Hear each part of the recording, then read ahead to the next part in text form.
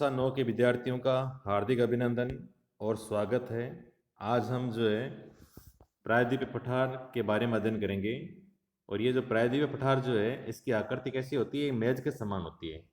और इसके बारे में हम पहले जान चुके हैं कि कोई भी जो आकृति जो होती है वो जो थोड़ा सा ऊपर उठा हुआ भाग होता है और उसके बाद समतल जो भाग होता है उसको हम क्या कहते हैं, पठार कहते हैं। तो ठीक है, तो ये भी भाग जो है प्रायद्वीपीय पठार का, ये भाग जो है मेज के समान आकृति वाला है। और जिन चट्टानों से वो बना है वह है क्रिस्टलीय, आग्नेय और रूपांतरित, यानी इन चट्टानों से बना हुआ है। बहुत सालों पहले जो है गोंडवाना एक भूमि जो थी वो टूटी थी और वो आगे बढ़ती गई थी और प्राचीनतम भूभाग का एक हिस्सा है। तो उसी से जो है ये प्रायद्वीपीय पठार बना है। तो ये जब भूमि के बारे में जब पढ़ेंगे तो विभिन्न प्रकार की जो प्लेटें होती थी, तो नीचे जो है इंडो ऑस्ट्रेलियन प्लेट थी और ऊपर जो है यूरेशियन प्लेट थी। ये प्लेटें जब इधर की ओर किसकी थी और ये आपस में टकराई थी, तो उन टकराने से जो भूमि जो थी, ये वाला भाग जो था ये गोंडवाना भूमि का था। ये जब इससे टकराया तो उससे टकराने से के द्वारा इसका निर्माण जो हुआ है और इसलिए इसको जो है गोंडवाना भूमि कहते हैं। एक बार सामान्य रूप में समझ लीजिए, पूरी पृथ्वी को जो है पहले जो है दो भागों में बांटा हुआ था। एक भाग जो था वो तो था अंगारा भूमि और नीचे वाली जो भूमि जो थी उसका नाम था गोंडवाना भूमि। अब धीरे धीरे जब ये प्लेटें जो ऊपर की ओर खिसकी और इससे टकराती है तो ये गोंडवाना भूमि जो है उसी का ये भाग था। अब वर्तमान के अंदर जो भारत के अंदर नीचे वाला भाग जो है ये स्थित है। अब हम देखेंगे इसके अंदर जो है अन्य बातें जो है, इस पठारी भाग जो है चौड़ी तथा छिछली घाटियां व गोलाकार पहाड़ियां हैं। तो कहने का मतलब क्या है, कुछ पहाड़ों के बीच में जो भाग जो होता है इसे घाटियां कहते हैं। तो कहीं तो ये चौड़ी है, कहीं पर छिछली नहीं, संकड़ी भी यहाँ पर जो है पहाड़ियाँ पाई जाती है। और ये जो पहाड़ियाँ जो है ये गोलाकार आकृति की इस प्रकार से है। और अब हम देखेंगे कि पठार जो है इसको दो भागों में बांटा गया है। एक तो है मध्य की उच्च भूमि और दूसरा है दक्कन का पठार। जैसे मान लीजिए अगर मानचित्र इस तरह से भारत का देखा जाए, इस प्रकार से है, तो ये वाला भाग जो है ये मध्य की उच्च भूमि है और इधर जो वाला भाग जो है उल्टे त्रिभुज के समान जो है ये है दक्कन का पठार। तो मध्य की उच्च भूमि और दक्कन के पठार में जो है प्रायद्वीपीय पठार को जो है बांटा गया है। तो इस प्रकार से दो भागों में जो है ये बंट जाता है, मध्य की उच्च भूमि और दक्कन के पठार के अंदर। विंध्य श्रृंखला के दक्षिण में सतपुड़ा श्रृंखला तो उत्तर पश्चिम अरावली से घिरी हुई है।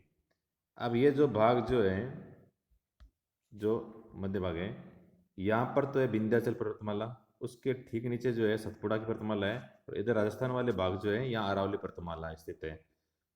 तो ये सारे भाग जैसे गिरे हुए हैं और धीरे धीरे ये आगे जाकर जो पश्चिम के अंदर जो है राजस्थान के अंदर जो बलुई और पथरीले जो पत्थर वगैरह जो है उनसे मिलकर ये बना है। इस क्षेत्र में बहने वाली जो नदियां जो है वह चंबल है, सिंध है, बेतवा है, केन है। दक्षिण पश्चिम से उत्तर पूर्व की ओर बहती है। इसका मतलब है कि नदियां जो है वो इस प्रकार से दक्षिण पश्चिम से उत्तर पूर्व, यानी ऊपर की तरफ इस तरह से ये नदियां जो है ये जाती है और ऊपर की ओर जाकर बहती है। ऐसा क्यों होता है कि इनका ढलान जो है भूमि का वो इस प्रकार से बना हुआ है। तो इस प्रकार के जो क्षेत्र जो है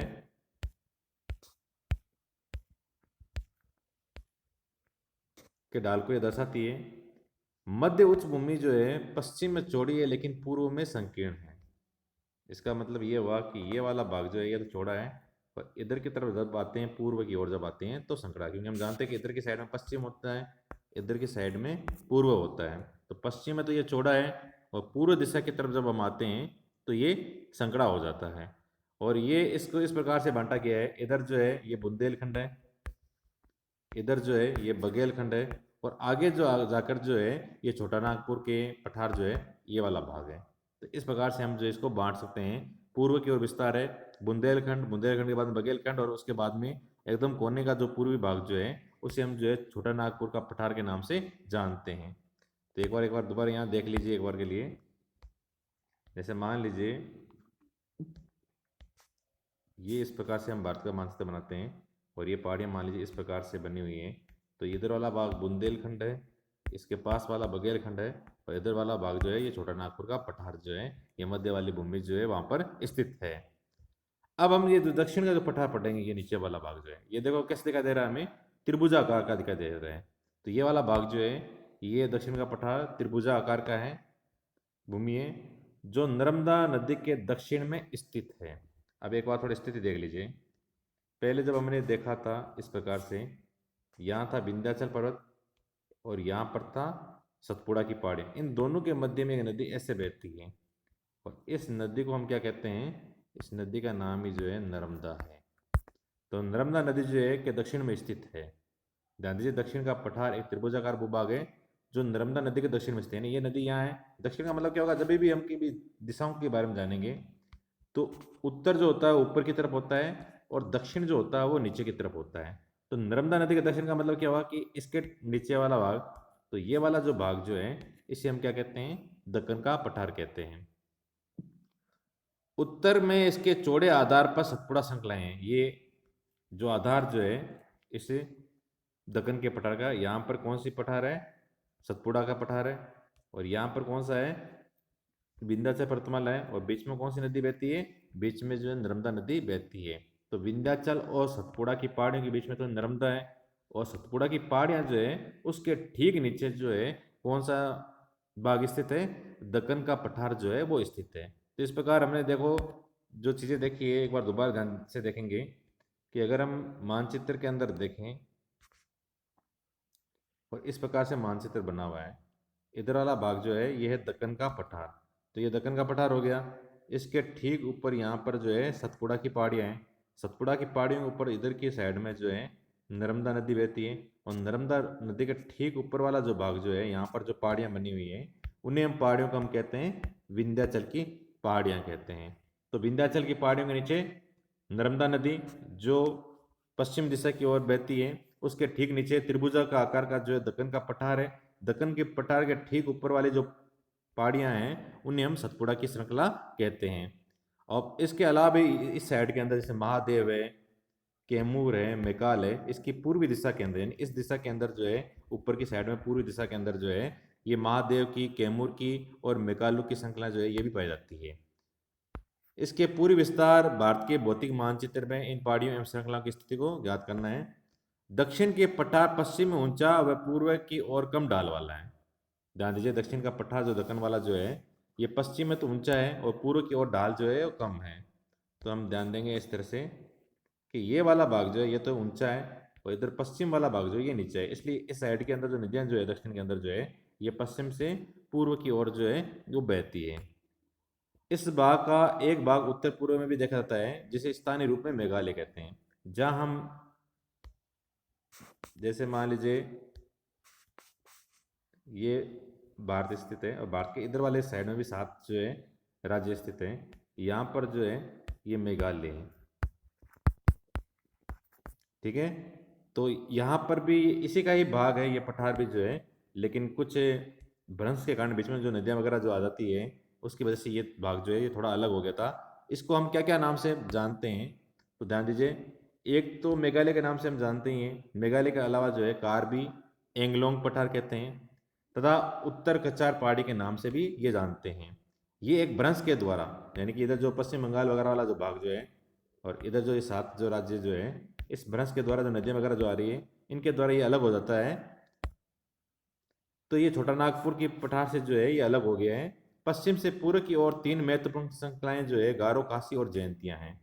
और यहाँ पर जो ये जो 7 जो अलग से मैंने बनाए थे अभी, जैसे ये मान लीजिए भारत है और इसके यहाँ पर 7 राज्य है, तो यहाँ मेघालय वाला भाग जो है यहाँ कुछ पर्वत श्रेणियाँ भी है और उन पर्वत श्रेणियों को किस नाम से जानते हैं, गारो, खासी और जयंतियाँ जो है इसके नाम जानते हैं।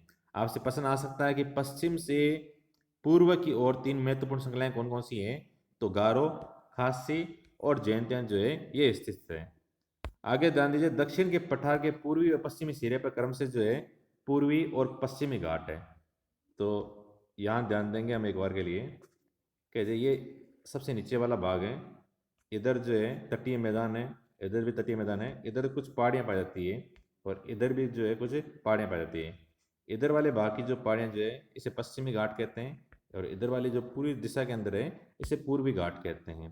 तो अभी आज हमने जो है देखा था और इन घाटों के बारे में जो है हम अगले वीडियो में अध्ययन करेंगे। आज जो विशेष रूप से पढ़ा था वो बात इतनी थी कि